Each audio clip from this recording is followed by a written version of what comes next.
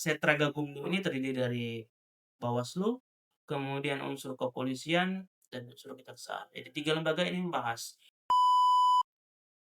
Apa strategi Bawaslu sendiri untuk mencegah terjadinya pelanggaran pemilu atau pemilihan yang akan datang?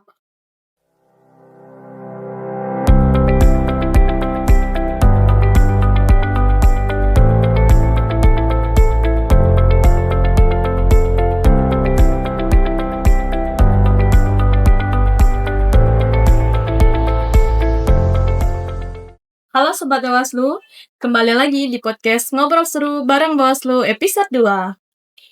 Perkenalkan, saya Eni Wulandari, mahasiswa STKIP Persada Katulistiwa Sintang, program studi pendidikan Pancasila dan Kewarganegaraan, selaku host yang akan memandu jalannya podcast kita pada pagi hari ini. Di sini sudah bersama saya narasumber yang sangat luar biasa dan inspiratif, yaitu Bapak Sutami Esos, anggota Bawaslu Kabupaten Sintang. Halo Bapak, bagaimana kabarnya hari ini? Puji Tuhan baik. Oke, baik di sini saya akan membacakan sedikit tentang Pak Sutami. Pak Sutami lahir di Seruni 5 Agustus pada tahun 1985.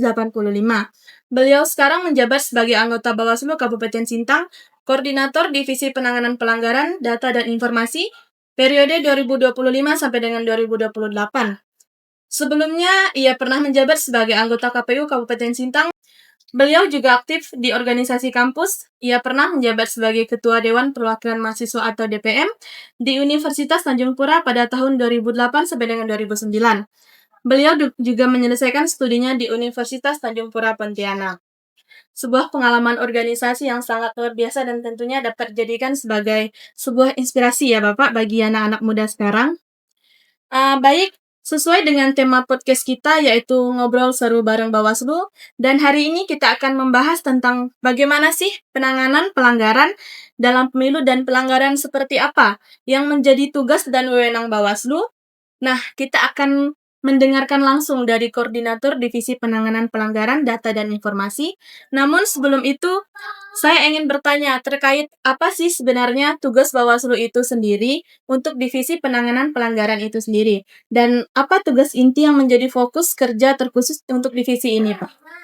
Baik, terima kasih. Kalau menyangkut terkait dengan tugas Bawaslu, ini sudah diatur ya di Undang-Undang 7 tahun 2017 tentang pemilihan umum. Apa saja menjadi tugas Bawaslu? Sesuai dengan pasal 101, itu ada 3 yang mengatur. Yang pertama itu adalah tugas, kemudian wewenang, kemudian ada kewajiban. Kita ambil contoh misalkan, tugas. Apa yang menjadi tugas Bawaslu? Ya ini melakukan pengawasan, kemudian penindakan, kemudian mengawasi semua tahapan pemilu. Kemudian menjadi wewenang. Apa menjadi wewenang? Di antaranya memberikan rekomendasi, mengeluarkan rekomendasi terhadap apa yang diperlukan.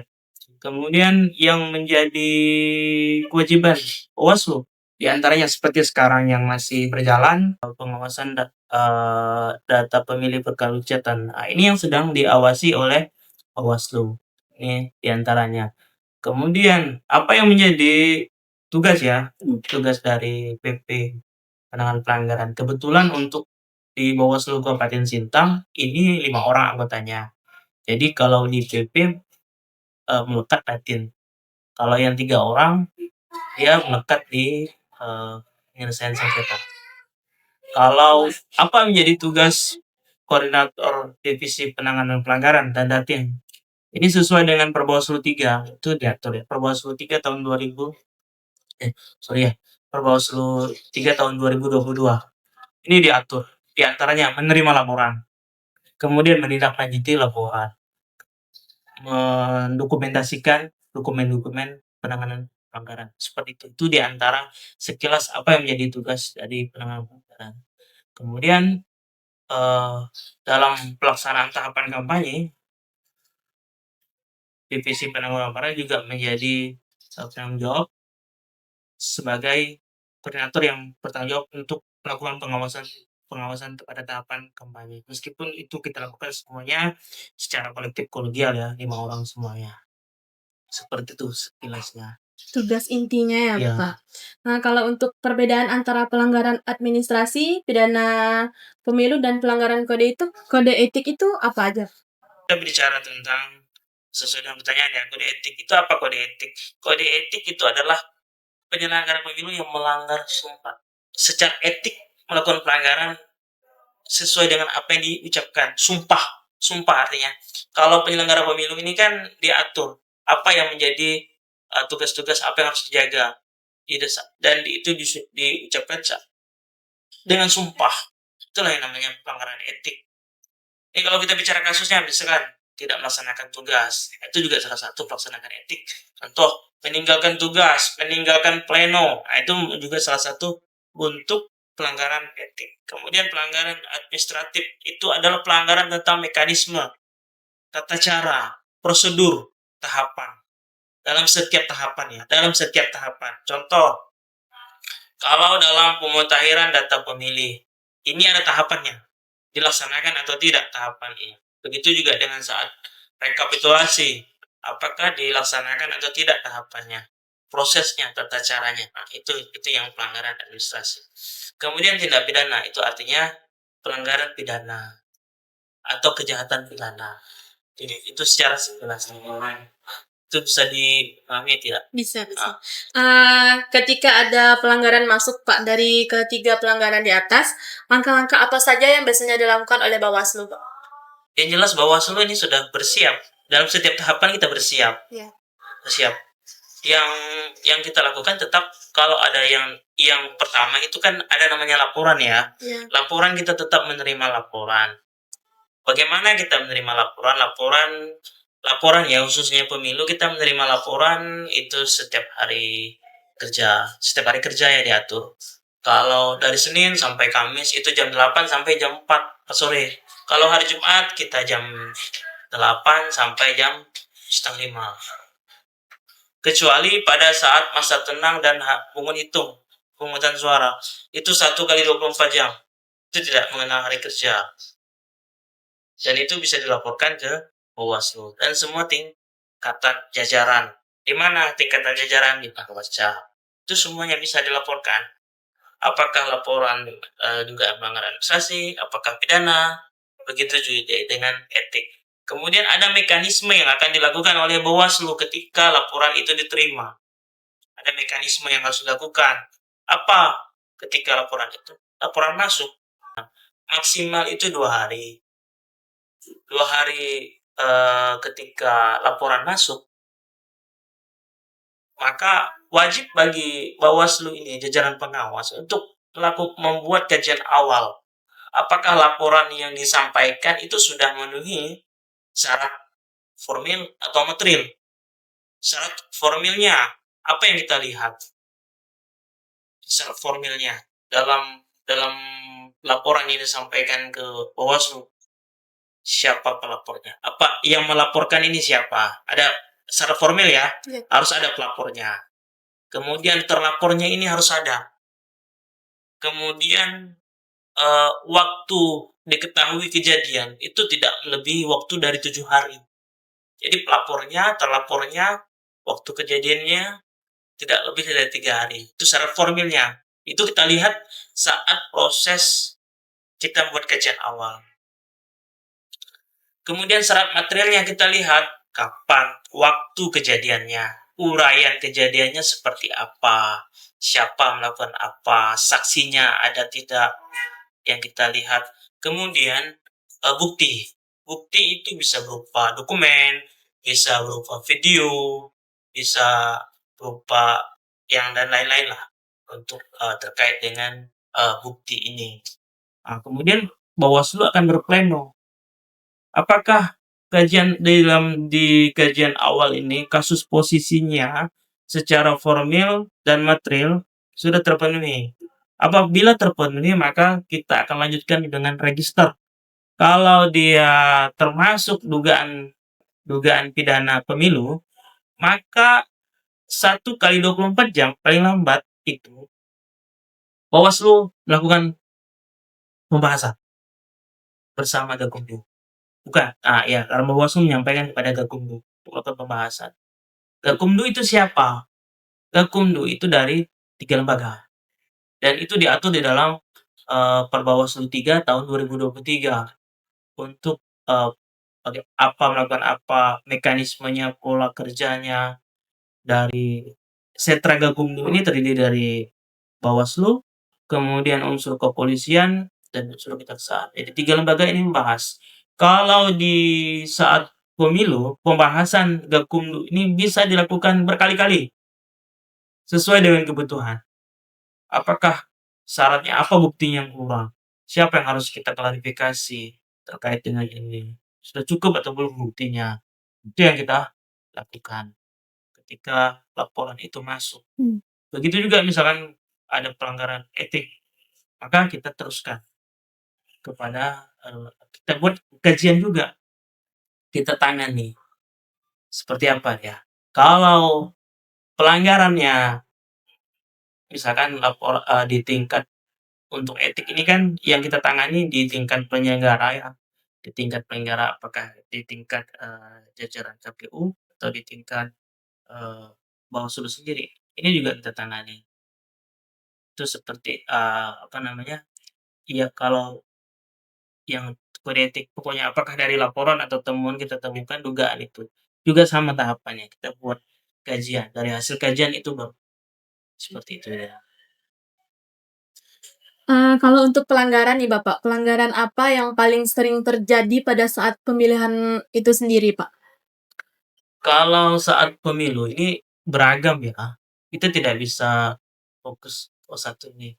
Karena yang laporan masuk ini untuk saat pemilu kemarin itu beragam. Itu ada terkait dengan politik uang, itu saat tahapan kampanye. Kemudian ada dugaan penggunaan fasilitas negara. Kemudian juga ada saat proses rekap, itu juga ada, seperti itu. Ada ndak Pak tantangan yang sering terjadi pada saat, ingin menyelesaikan pelanggaran ini, Pak? Karena dalam, pemilu ini kita dikejar oleh waktu, karena kita diatur ya, kita dikejar oleh waktu.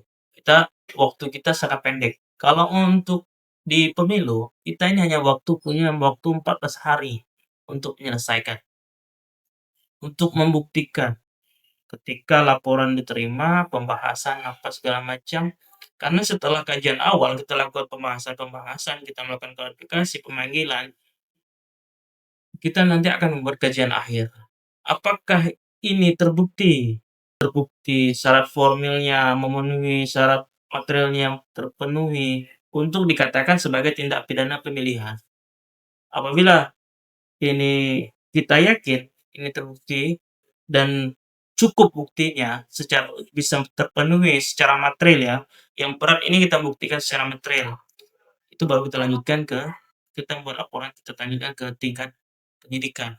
Penyidikan juga pendek waktunya, hanya 7 hari di kepolisian. Itu yang menjadi tantangan. Kemudian saksi juga yang harus kita kumpulkan, ditambah medan-medan, geografis wilayah kita yang lumayan luas, Iya. ini juga menjadi salah satu tantangan. Bagaimana kerjasama antara Bawaslu dan KPU dalam mencegah dan menangani pelanggaran itu sendiri, Pak? Kalau untuk pencegahan ini ada divisi lain ya. Iya. Iya, paling ini sekilas saja ya. Kalau untuk, bagaimana kita menekan penanganan pelanggaran, ya kita memang berkolaborasi lah dengan segenap pihak segenap pihak. Misalkan di tahapan kampanye kita menekankan tidak menggunakan rumah ibadah misalkan sebagai tempat kampanye, kemudian, eee, tidak ter tidak menggunakan politik uang saat kampanye, segala macam. Meskipun pelanggaran ini pada intinya di semua tahapan. Karena kita ini kan ada semua 11 tahapan semuanya. Kalau di pemilu, 11 tahapan. Tapi yang paling memang banyak menjadi sorotan itu tahapan kampanye, di masa tenang, kemudian di penghitung.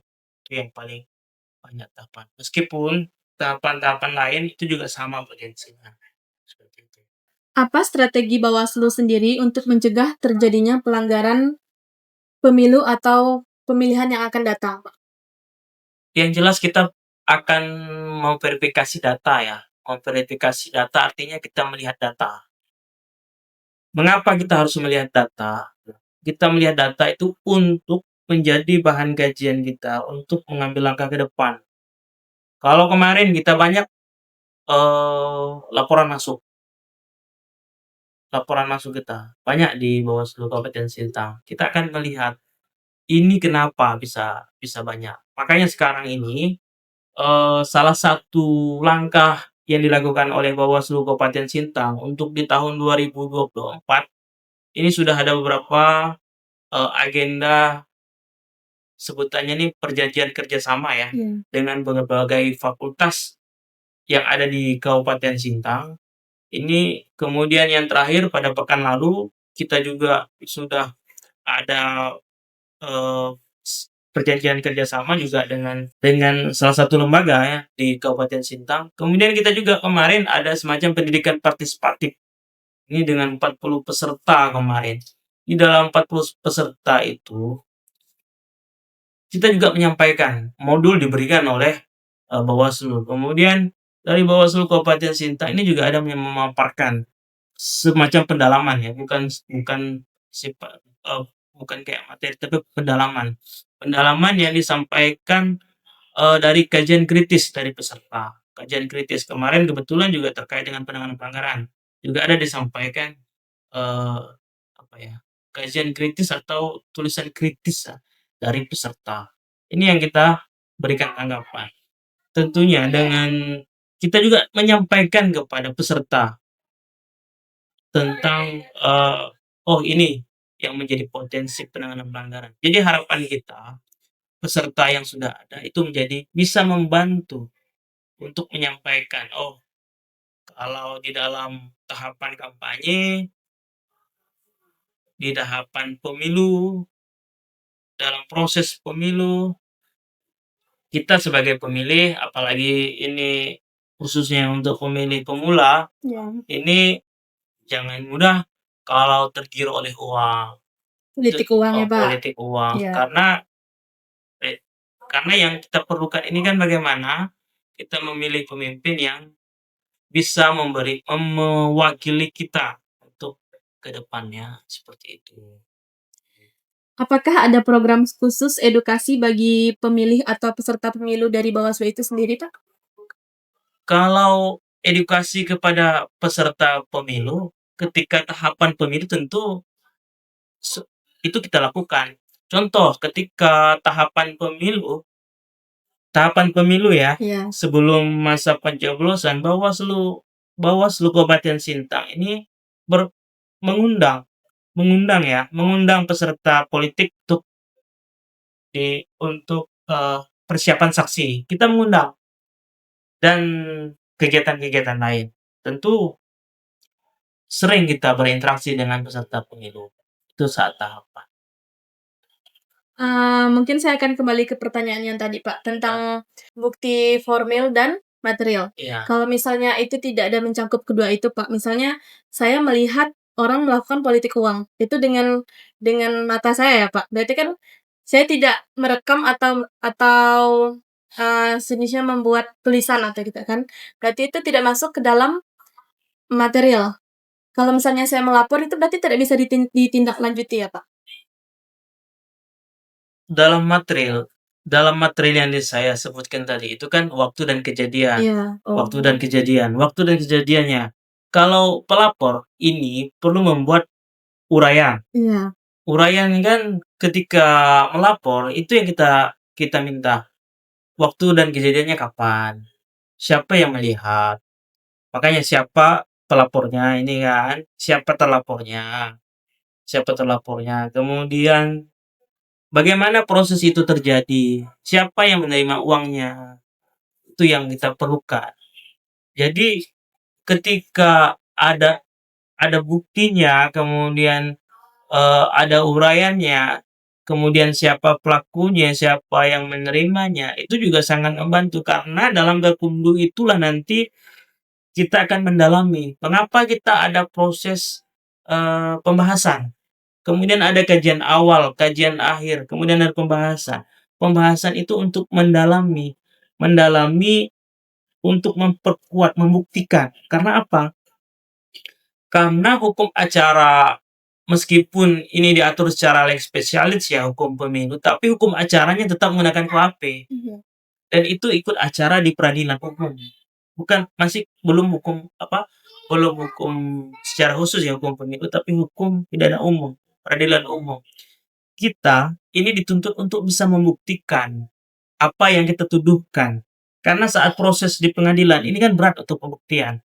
Dari proses penuntutan sampai proses pengadilan. Itu yang kita maksud proses material.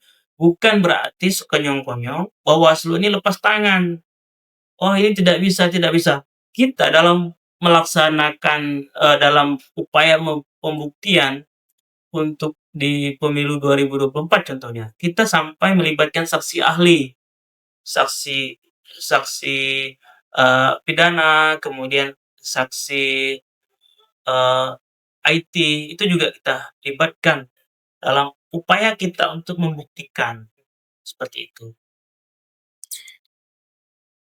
Bagaimana cara masyarakat nih Pak bisa melapor pelanggaran pemilu? Apakah langsung datang ke kantor Bawaslu atau bisa kalau sekarang kan sudah ada segala WhatsApp ya Pak, ataukah bisa melalui media sosial seperti itu Pak? Jadi begini, kita perlu jelaskan ya, kita ini diatur dalam undang-undang. Iya. Undang-undang ya, kemudian diturunkan dalam Perbawaslu, kemudian diturunkan dalam Juknis. Ini kita bicara aturan dulu. Karena nanti akan lari kepada hukum acara. Syarat formil. Hukum acara siapa pelapornya? Siapa yang menerima siapa pelapornya, siapa yang terlapor. Itu ada dokumennya.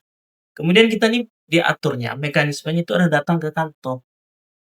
Kemudian memberitahukan misalkan melalui WA, WhatsApp. Apakah itu bisa atau tidak bisa? Itu bisa. Tapi ingat ya, itu bukan termasuk laporan. Kita sampaikan. Itu bisa menjadi informasi awal bagi kami.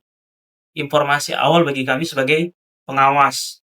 Ketika informasi awal itu, apa bentuk informasi awal? Seperti itu, bisa seperti tulisan, bisa seperti secara lisan. Kalau WhatsApp itu kan artinya lisan atau tulisan lah ya. Iya. Lisan kita juga bisa termasuk lisan, bisa juga termasuk tulisan meskipun melalui media elektronik. Kemudian medsos misalkan, ada ini, tetap kita dalami. Misalkan ada medsos, ada postingan ini misalnya, itu kita dalami, kita tindak lanjuti. Karena kita dalam kemudian informasi awal ini kita tindak lanjuti. Kita investigasi lah. Oh ini seperti apa kedudukannya.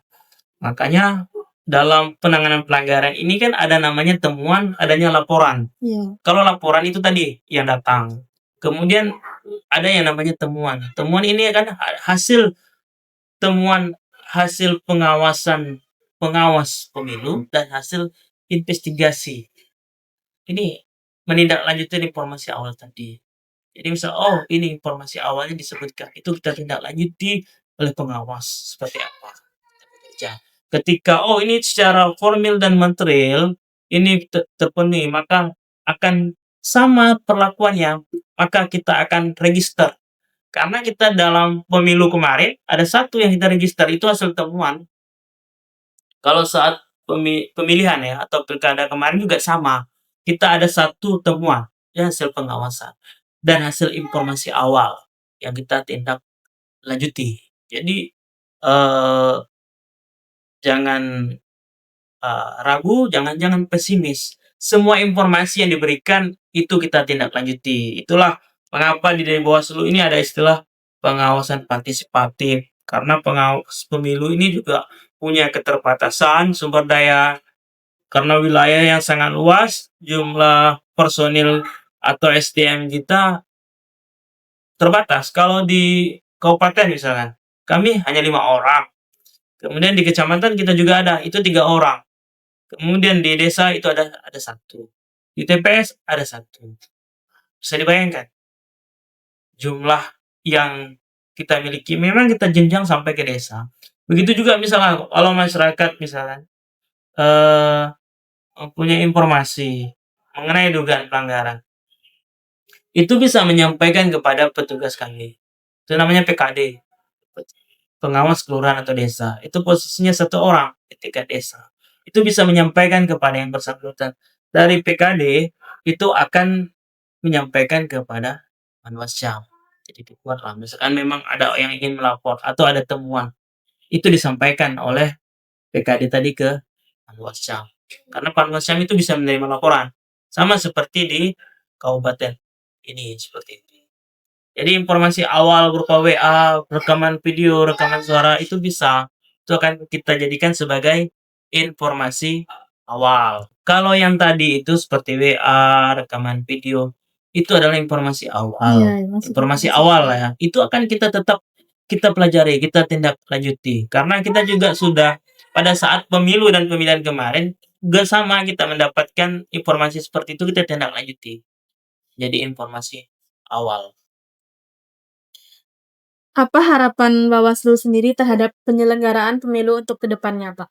Ya tentunya pemilih yang berintegritas, zero pelanggaran, itu yang kita harapkan. Seperti itu. Kalau untuk pesan-pesan nih Pak, ada nggak pesan yang ingin Bapak sampaikan kepada masyarakat untuk bersama-sama menjaga integritas pemilu kita? Jadi yang paling paling penting ini adalah kita bagaimana bersama-sama melakukan pengawasan untuk pemilu ini ke depan biar lebih berjalan demokratis, kemudian jujur, kemudian adil, itu harapannya, harapan kita semua. Tentunya harapan kami sebagai pengawas pemilu itu mengharapkan kolaborasi semuanya, tidak hanya dari kami, tentu juga dari kepada pemilih kita harapkan, kepada tokoh masyarakat, tokoh adat, dari pihak kampus, kemudian dari peserta juga sama, kita harapkan sama. Jadi bagaimana kita mendorong pemilu ini berjalan dengan baik, lancar, demokratis. Itu yang jadi harapan, termasuk untuk generasi-generasi, pemilih pemula. Iya, Ini yang penting. generasi Gen Z ya, Pak? Iya, yang paling penting itu jangan sampai apatis, itu yang paling penting. Contoh misalkan Bawaslu, mengadakan sosialisasi misalkan. Kalau kita mengundang generasi muda misalkan, kita harapkan generasi muda untuk berperan aktif, karena ini yang menjadi penting. Oh, ini karena generasi muda ke depan itu pasti jumlah pemilih akan meningkat dari generasi muda. Ini kan sekarang sudah, tapi ini bicara lebih kepada statistik kependudukan ya. Iya. Ya mungkin orang pendudukan yang mungkin lebih pastinya. Berapa jumlah Gen Z di Sintang, ini segala macam. Ini yang menjadi ini juga jadi salah satu tantangan mungkin ke depan ya, untuk bagaimana mensukseskan pemilu. Karena apalagi kalau misalkan jumlah pemilih pemulanya ini sangat besar, kan belum pernah mereka terlibat dalam pemilu misalkan, belum pernah terlibat dalam pemilihan. Ya harapan kami kalau generasi muda selain menjadi pemilih, ya harapan kita juga berperan aktif menjadi penyelenggara. Kita di tingkat TPS misalkan, ada pengawas TPS. Jadi jangan apatis juga apabila, di Bawaslu memanggil generasi muda misalkan, seluruh warga negara lah ya, yang sudah punya hak pilih untuk berpartisipasi sebagai penyelenggara, menjadi PKD, menjadi, apa namanya, menjadi itu tadi pengawas TPS. Itu yang kita harapkan. Kita harapkan memang generasi-generasi muda yang lebih banyak mengisi formasi-formasi itu, seperti itu. Kalau untuk generasi muda nih Bapak, apa yang bisa kami lakukan agar, pemilu itu berjalan dengan lancar dan apa yang harus dihindari agar, tidak terjadinya pelanggaran pada saat pemilu, Pak? Kalau generasi muda kalau saya lihat ini kan lebih kritis ya, lebih kritis. Ya dengan semangat pemikiran kritisnya itu sebenarnya sangat korelasi dengan apa yang diharapkan dari pemilu. Pemilu ini kan untuk memilih pemimpin dengan sikap kritis dari generasi muda. Tentunya bisa melihat figur-figur siapa yang bisa mewakili Rakyat. mewakili rakyat sesuai dengan kebutuhan kita. Kebutuhan kita apa? Apakah infrastruktur, kemudian apakah peningkatan ekonomi, itu kan tentunya generasi-generasi muda lebih paham, atau yang mengerti dengan kebutuhan generasi muda misalnya, kan seperti itu dia, seperti itu. Baik, dari obrolan seru kita bareng Bawaslu tadi, bisa kita tarik satu benang merah bahwa penanganan pelanggaran pemilu bukan hanya soal menindak, tetapi juga soal mencegah, mengedukasi, dan membangun pemilu yang lebih jujur dan adil. Bawaslu bekerja melalui 3 hal utama. Yang pertama itu pencegahan, pengawasan, dan juga penindakan. Semuanya dilakukan agar proses demokrasi berjalan sesuai dengan aturan. Masyarakat juga punya peran penting, mulai dari melapor jika melihat pelanggaran, ikut mengawasi di lingkungan sekitar, sampai menjaga agar pemilu tetap damai dan tertib. Intinya, pemilu sukses bukan cuma tanggung jawab penyelenggara, tetapi juga tanggung jawab kita semua. Oke, teman-teman, tidak terasa ya Pak, kita sudah di penghujung episode Ngobrol Seru bareng Bawaslu pada hari ini. Sangat seru dan inspiratif sekali kita bisa mendengar dan membahas soal penanganan pelanggaran dan mendengar langsung nih bagaimana Bawaslu bekerja menjaga kualitas pemilu kita. Semoga obrolan ini bisa membuat kita semua lebih paham, lebih peduli, dan tentu saja lebih siap ikut mengawasi jalannya pemilu kita untuk ke depannya. Karena demokrasi yang sehat itu dimulai dari partisipasi kita sendiri. Terima kasih tentunya kepada narasumber yang sudah rela meluangkan waktu dan berbagi ilmu yang sangat luar biasa untuk dapat kita dengar pada hari ini. Dan terima kasih untuk teman-teman yang selalu setia mendengarkan podcast mulai dari episode 1 hingga pada hari ini yaitu episode yang kedua. Jangan lupa untuk follow, like, dan share podcast ini agar dapat semakin bermanfaat bagi kita semua. Akhir kata, saya Eni Wulandari selaku host, pamit undur diri dan mohon maaf jika ada kata yang kurang berkenan terhadap narasumber ataupun penonton sekalian. Dengan ini saya pamit undur diri dan sampai bertemu di podcast Ngobrol Seru bareng Bawaslu episode 3. Sekian dan terima kasih.